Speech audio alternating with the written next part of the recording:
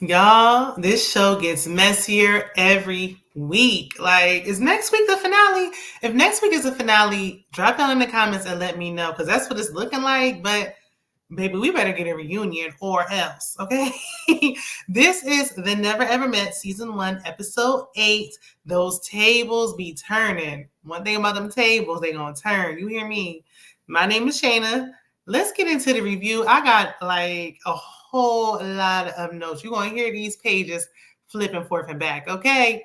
So before we get into it, be sure to like the video and subscribe if you haven't already. It's a growing channel. Help me to get my video into this YouTube algorithm, okay? Because it's playing with me. And it's free, so, help a sister out if you wish. Okay, so we pick up with Josh and Shay. They was having that confrontation. Well, Shay was confronting Josh anyway. Shay, if you won't leave, let that man cheat in peace. Like, what is all this uproar for? If you're not going nowhere, let him do what he wants quietly. There's no point in arguing. I don't see the point. Allegedly. But anyway, Josh went Shay over. Really didn't take much. He didn't have to do nothing really. But he starts babbling about getting married. Please, save it. Okay? You couldn't even book a flight to see her in 12 years. Now we talking about marriage, wedding bells, please. And I did listen to a few minutes of Alexis. She's the one who went off earlier in the season. She did an interview on Kamisha Review's channel, and she said that Josh had told her that him and Shay aren't even a real couple. They were just trying to be on TV. I didn't know sleeping together was a part of the equation, but I guess they said, while we here, might as well, okay? I don't know if what she's saying is true, but that's what she said, okay? I don't know if any of these couples are real couples. And this is a side note. Y'all said Josh gums were rotten, and now I can't unsee it. Like, oh, I wish I never would have pointed it out, because now it's like it sticks out like a sore thumb. Anyway, the next day, Shay tells Millie and Dymond that she confirms that they're getting matching tattoos. So Dymond was like, I heard y'all getting matching tattoos. So much for this relationship. Matching tattoos are usually a relationship curse, okay? And I know I've done it in the past. Well, we did it. Me and my ex-husband did it when I was like 18 years old and didn't know no better. But now, no. Now, okay, we did names. Maybe I would get like a matching something else, but I wouldn't do names. But Shay and Dymond are discussing the Alexis and Josh situation and how that came about. Shay says Alexis could have contacted her. She got her phone number. Why she didn't call her? Judging by how you acting right now, you wouldn't have received the information. So what's the point?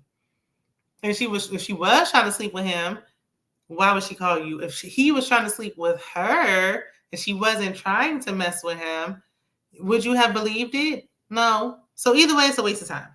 She was off the show after a day. It's really no point in even talking. Like, we have dragged this on. Like, if I was Alexis, I'd be like, give me a paycheck, even for my likeness, okay?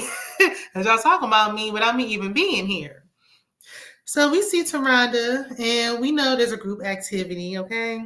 Taronda gonna have on a good top hat if she don't do nothing else. They're playing a game where each couple has to get in a hot seat. The hot seat was like lukewarm. It really didn't get hot at all, but okay. The other couples ask questions anonymously, and Taronda will like read the questions, and then if they want to ask additional questions, they can. So we start off with Jody and Aaron J. Someone asks if they see themselves together short term or long term. Aaron J gives some long-winded answer, but ultimately he says yes. Jody says term. So in other words, no. None of the above. Not short term, long term, nothing. No, nothing. Okay? They said no. No, I don't see any of it at all. Millie asked if they want to get married. And Jody said that if they did, it would be a business decision. It wouldn't be for love. Aaron J agrees. Greg feels like the rest of us probably, he feels like Aaron J is just saying whatever Jody, he's like going to agree with whatever she said. Like anything she said, he's in agreement because he just want to, he's a people pleaser, it seems. While I want to marry for love, I do feel like love is just a portion of it. Like that can't be the sole reason. That love is not all it takes. Okay. Love don't pay no bills. Love don't take care of no household. Don't care for no children. Love is not enough. Like love, I don't want a loveless marriage where it just feels like a roommate situation or just a business arrangement. I want it to be, I have a romantic, loving aspect, but that's not the only reason.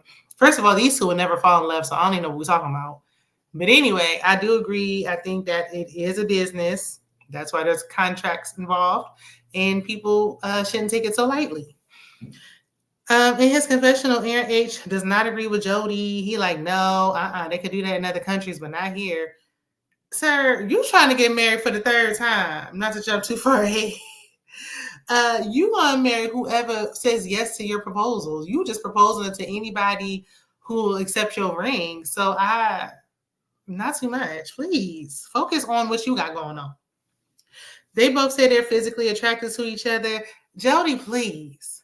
Like, it really ain't no reason to sit up here and tell that lie. Like, it's just not. Even Toronto was like, girl, child, please. Next, we have Shay and Josh.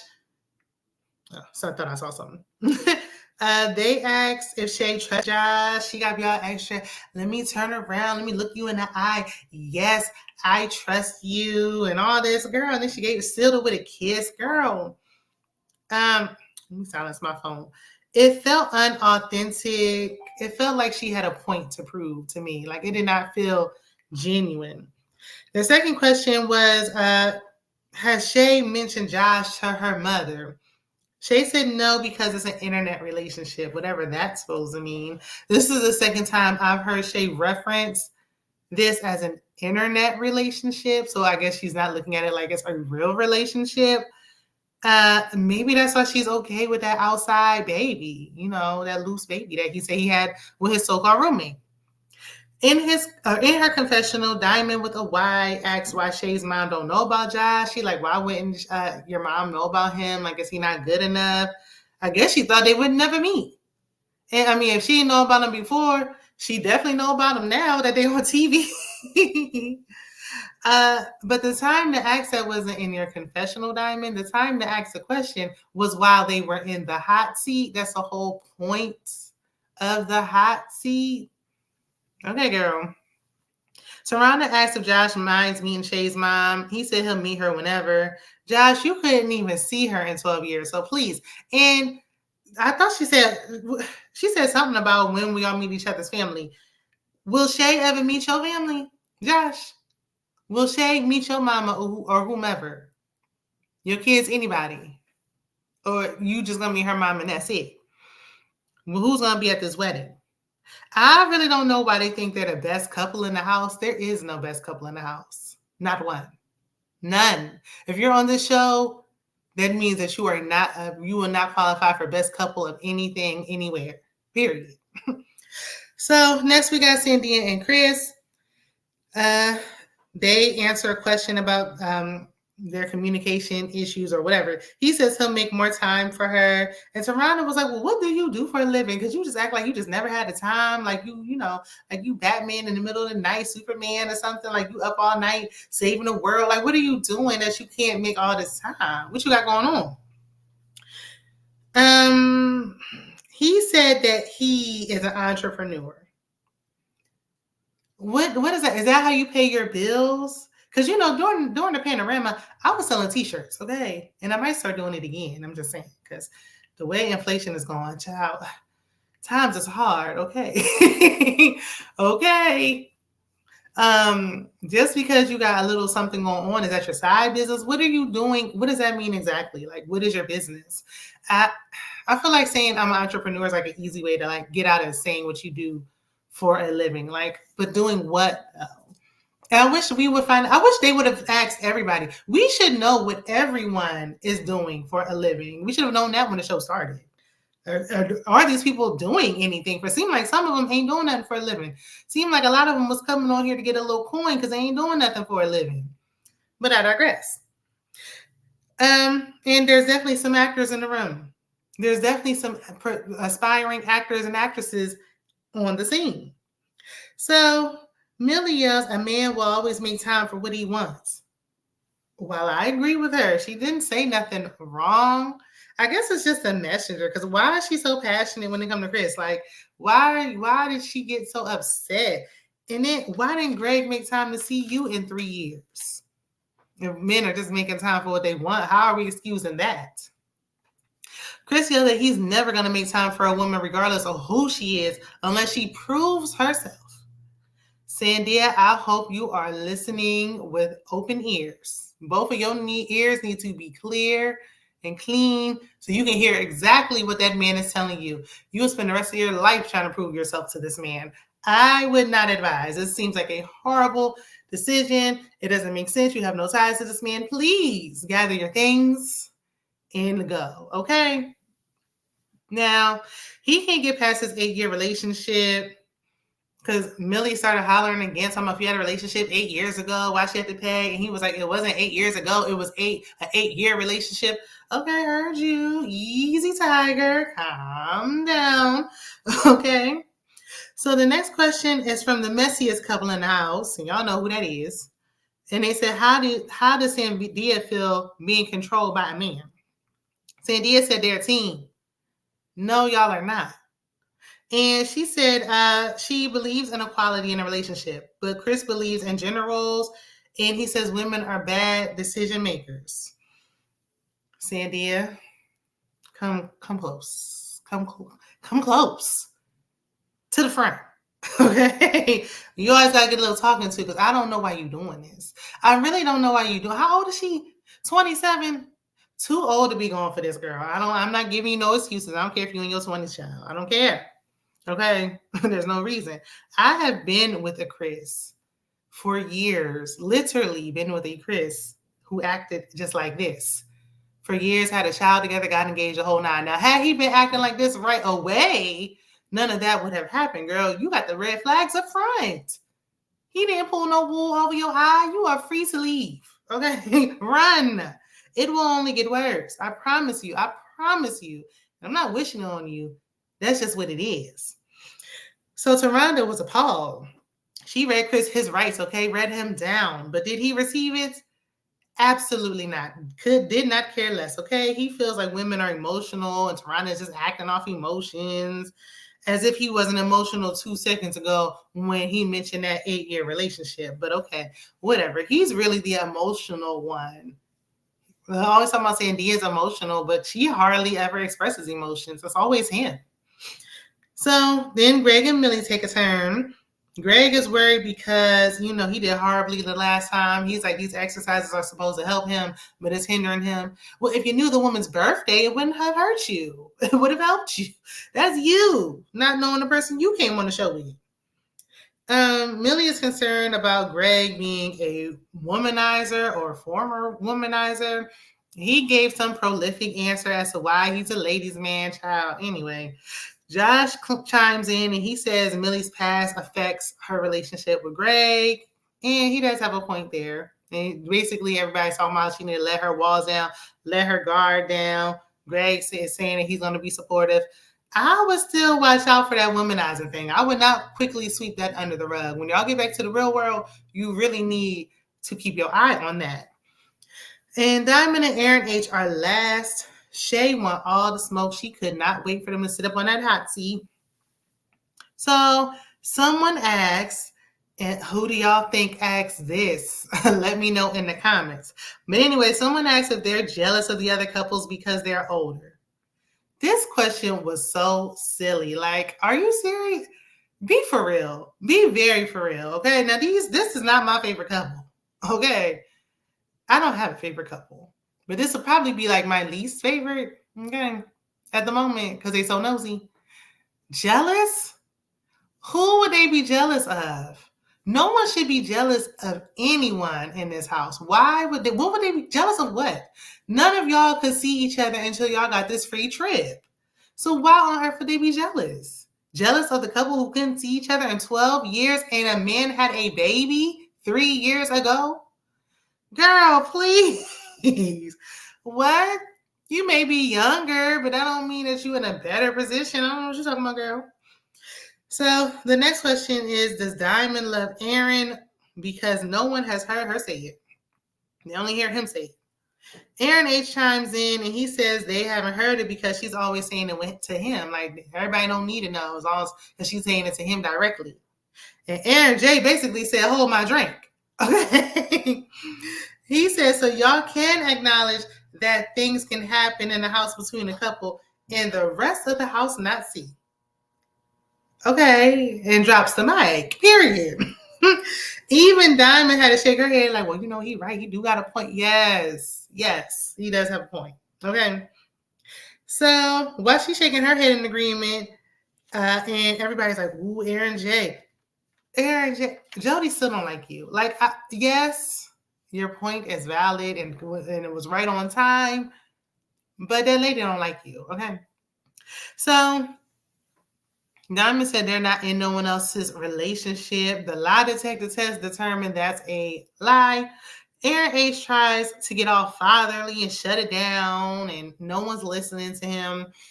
Then Dymond says that Shay has trust issues after Shay starts yelling. Shay denies speaking to her about trust issues. Shay, baby girl, you spoke about your trust issues 11 times. 1,511 times. Yes, you did talk to her about your trust issues. What are you talking about? What are you saying? Did you forget? It's on camera. So Dymond calls Shay a child, and I'm so tired of the age shaming both ways. Both ways. I don't like it. I don't like that both ways because everybody in the house is grown. Aaron H and Dymond, y'all are not wiser because you're older. You're just older. With age should come wisdom, but that's not always the case. I think with life experience and how you mature, how you act, and shows your wisdom, not just necessarily your age. And Shay is going, even though she's having a bit of a tantrum, she is grown. But Shay, you having a temper tantrum is not helping your case. Y'all are all on even playing field. I need y'all to know, okay? So back in the house, Shay calls her friend to vent, and she starts complaining about Aaron H and Dymond. Aaron H is dropping, of course, that's what he loved to do. And he heard his name, and he was like, you made me feel so good about myself. Like, he's so petty. Like, you just got to make it known that you heard. Like, okay. I don't know. I just feel like he's quick to start with women. And I get it when you hear somebody talking about you, you don't want to just ignore it. But, like, come on. Enough. So he's following her all around, and I don't know why. And she says, F you and your B. And Aaron H is like, oh, so we calling the B word now. Don't you start that, Aaron H, because we remember how the B word slipped off your tongue with ease when it came to Irene. So Shay starts yelling that they're mad, that they're not young, and that Dymond's cat is drier than a Sahara desert. Shay, this is why Dymond called you a little girl. This is why she called you a little girl. This right here. Okay, I need you to know. For one, you gave up the draws to Josh on the first night.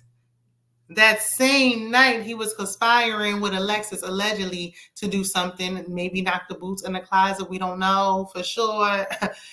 Okay, so he said, she said, but from what I saw on camera, it looks like they were trying to do something off camera. The same night that you gave up the cat that's supposed to be so wet, the cat doesn't change anything because he went out, had a baby with some else. He didn't stay with the roommate. He didn't stay with nobody. So that don't mean nothing, okay? And don't worry about what the next woman got going on. Like, tacky. What's really important, though, is, Dymond, you need to get, like, a band for your edges. Like, I keep telling you, I explained that the wig grip is supposed to go underneath the glueless wig so the wig don't move and shake from left to right. It's not to go on top. That's why I keep sliding and maneuvering because it's not for it. Anyway, and Shay, you could use a brush. I mean, we really need to address the real issue here at hand. Okay? Everybody's different ages, but y'all all seemingly are having similar issues. But anywho, Aaron H tells Dymond what just transpired. They claim that they'll only worry about themselves going forward. Yeah, right.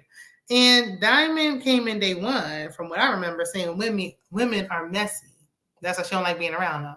But from what I see, she's the messiest of them all. So Millie and Greg sleep in the boom boom room. I'm surprised they got a chance to go in there. And quite frankly, I wouldn't want to go in there after Shay and Josh been hogging it up. Diamond's daughter's coming. She's excited about that. And she tells Chris. Chris tells Aaron H. like, oh, he better be ready to play step happy. And then we find out later on why. Listen, her daughter's 19. You don't got to help raise her. So Taronda arrives looking cute. She has a therapist for them to meet with. Shay and Josh go first. I got absolutely nothing out of this. So moving on. Diamond's daughter comes and she gives like no nonsense. Like she really can't be bothered. Okay. She gives no nonsense when she's talking to Aaron. And she gave me that same energy on FaceTime when Diamond FaceTimed her. So Aaron H tells her that he wants to marry her mother because he loves her. She don't really believe him, neither do I. She's like, maybe you have love for her, in love with her. I don't think so. Yeah, I think he just wants to be married to somebody. It don't matter who. Now, the daughter must not know about the Facebook proposal because she didn't bring that up.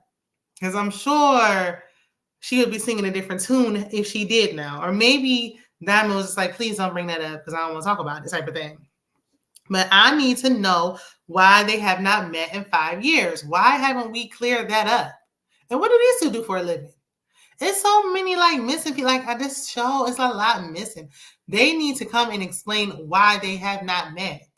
Don't just be like, well, we didn't meet with no explanation. Why not?